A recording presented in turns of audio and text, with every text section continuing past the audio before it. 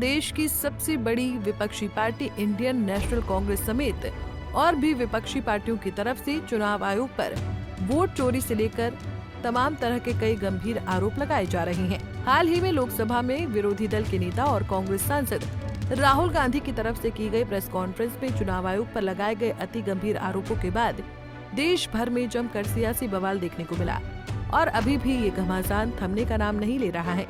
एक तरफ जहां बिहार में राहुल गांधी और तेजस्वी यादव वोटर अधिकार यात्रा निकाल रहे हैं, तो वहीं दूसरी तरफ दिल्ली में संसद परिसर में स्टॉप SIR और स्टाम्प पेपर के साथ विपक्षी सांसद जबरदस्त विरोध प्रदर्शन कर रहे हैं। तो वहीं चुनाव आयोग संपूर्ण विपक्ष के आरोपों को मनगढ़ंत बता रहा है और अपने हिसाब से अपने तर्क रख रहा है।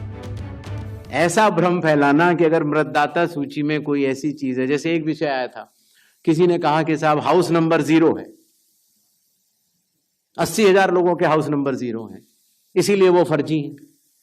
अगले दिन कई सारे मतदाता खड़े हो गए, उन्होंने कहा नहीं साहब, हम तो यहां रहते हैं। तो आपके थ्रू मैं जनता को बताना चाहता हूं कि हर पंचायत और हर म्यूनिसिपैलिटी में जरूरी नहीं है कि आपका घर होते हुए भी उसको घर का नंबर दिया गया। तो चुनाव आयोग जो कि एक एक मतदाता को ढूंढ कर उसका वोट डलवाता है।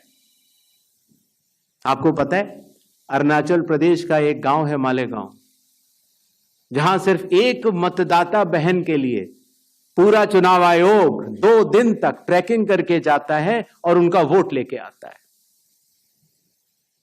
वही चुनाव आयोग जो गिर फॉरेस्ट के पीछे एक महंत हैं, उनके लिए 1.5 दिन की ट्रैकिंग करने जाता है, पूरा वोट बूथ बनाता है और वोट लेके आता है। उस कर्मठता से, और आज से नहीं 75 सालों से, उस विरासत से, कर्मठता से कार्य करने वाले चुनाव आयोग के ऊपर अगर निराधार आरोप आप मतदाता सूची और मतदान को मिला के और जनता के सामने अगर ये कहें कि चोरी हो रही है, तो ये गलत बात है। जनता सब समझती है। किसी व्यक्ति के अगर 2 जगह वोट भी हो तो भी वो एक ही जगह वोट करने जाता है। 2 जगह वोट करना कानूनी अपराध है। और अगर कोई भी व्यक्ति ऐसा कहता है तो सबूत तो चाहिए। सबूत मांगा था। चुनाव आयोग ने अपनी ये प्रेस कॉन्फ्रेंस बीती 17 अगस्त को की थी, जिसमें विपक्ष की तरफ से एक लंबे वक्त से लगाए जा रहे वोट चोरी के आरोपों को CEC ज्ञानेश कुमार ने पूरी तरह से निराधार बता दिया था। बीती 17 अगस्त को आजाद भारत में ऐसा पहली बार हुआ था जब चुनाव आयोग ने चुनावी प्रक्रिया से परे जाकर अपने ऊपर लग रहे गंभीर आरोपों की धूल छुड़ाने के लिए प्रेस कॉन्फ्रेंस की। आजाद भारत के इतिहास में आज तक ऐसा नहीं हुआ था।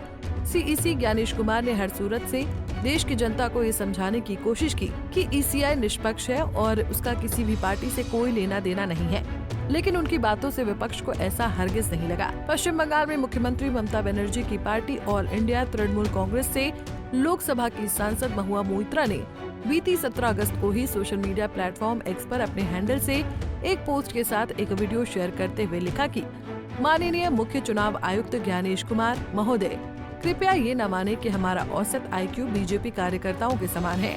आज की PC मीटिंग के दौरान आपके दावे हास्यास्पद और हास्यास्पद थे। Hello, this is Mahua Moitra, Member of Parliament, Krishnanagar from the All India Trinamool Congress. I'm putting out this video as a response to the absolutely ludicrous press conference which was done by the Chief Election Commissioner, Mr. Gyanesh Kumar, today, Sunday, the 17th of August. Mr. Kumar made a lot of absolutely ridiculous claims, but 2 of them stand out as particularly egregious. Number 1, the CEC said that there are 22 lakh dead voters in Bihar. They did not die in the past 6 months, but over the past several years. However, it was not put on records. Mr. Commissioner, may I remind you, if that is indeed the case, you have had summary revisions, continuous revisions by the Election Commissioner in Bihar every single year.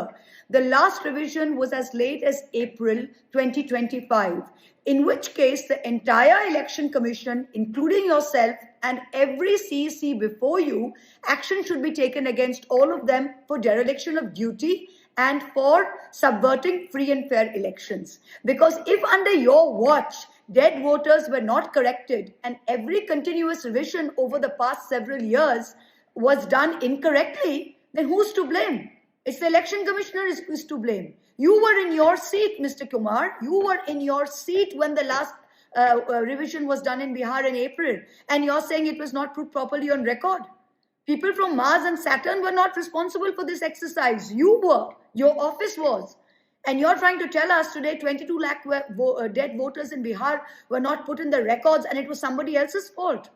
It's the election commission's fault. All of you should be hauled up for dereliction of duty. महुआ यही नहीं रुकी। आगे उन्होंने चुनाव आयोग पर निशाना साधते हुए कहा कि महोदय कृपया ये ना माने कि हमारा औसत IQ बीजेपी कार्यकर्ताओं के समान है। आज की पीसी मीटिंग के दौरान आपके दावे हास्यास्पद और हास्यास्पद थे।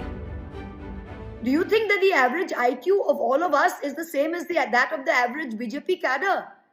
I think you're gravely mistaken.